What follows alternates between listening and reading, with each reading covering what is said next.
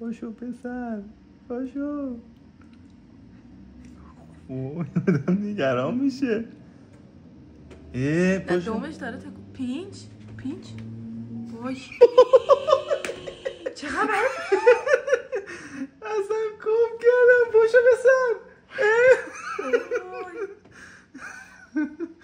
یه لحظه هنگ کرد. پاشو جمع کن ببینم خودتو. یه جوری خوابیده اینجوری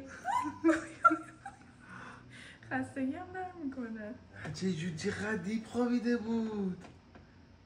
یعنی از صبح تا حالا تا که بگی از این روی یه وجه واقعا 7-8 ساعت روی همینجوری خوابیده.